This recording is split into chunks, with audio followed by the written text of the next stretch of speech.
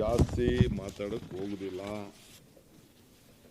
ಜಾಸ್ತಿ ಪ್ರೆಸ್ ಕಾನ್ಫರೆನ್ಸ್ಗೆ ಪಾಪ ನನಗೆ ಇಷ್ಟ ಆಗಿಲ್ಲ. ವಿಧಿ ಇಲ್ಲ, ಹೇಳಲೇಬೇಕು.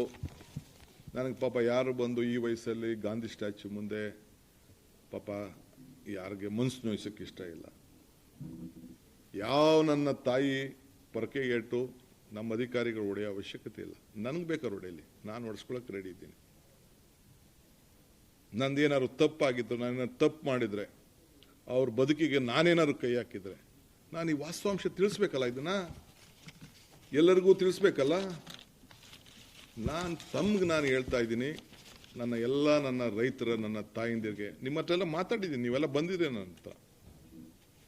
ನಾನು ಬಲವಂತವಾಗಿ ಯಾವ ಕಾರಣಕ್ಕೂ ನಿಮ್ಮ ಜಮೀನು ತೆಗೆದುಕೊಳ್ಳುವಂಥ ಅವಶ್ಯಕತೆ ನಮ್ಮ ಸರ್ಕಾರಕ್ಕಿಲ್ಲ.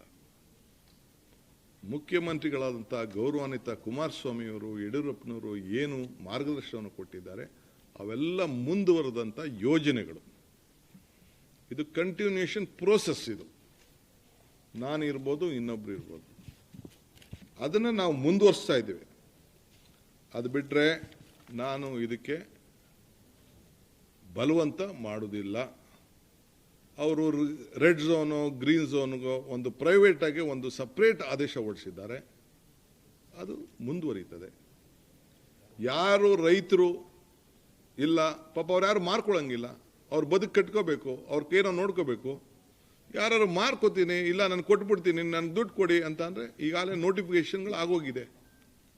ಯಾರು ಬೇಕಾದ್ರೂ ಹಣ ತೆಗೆದುಕೊಂಡು ಹೋಗಲಿ, ನಾನು ಬಲವಂತ ಮಾಡೋದಿಲ್ಲ.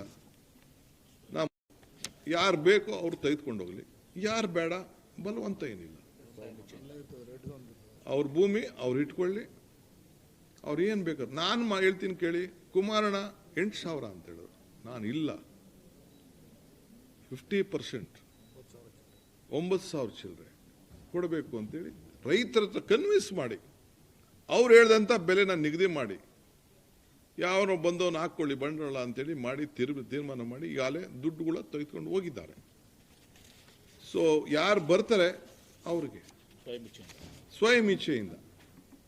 ನಾನು ನೈಸ್ದು, ಏರ್ಪೋರ್ಟ್ದು, ಇರಿಗೇಷನ್ ಎಲ್ಲ ನಾನು ಬೇರೆ ಸಂದರ್ಭದಲ್ಲಿ ನಾನು ಮಾತಾಡ್ತೀನಿ. ಈಗ ಅದೆಲ್ಲ ನಾನು ಮಾತಾಡೋಕೆ ಹೋಗೋದಿಲ್ಲ, ಬೇರೆ ವಿಚಾರ. ಇಲ್ಲೇನೆ ಒಟ್ಟು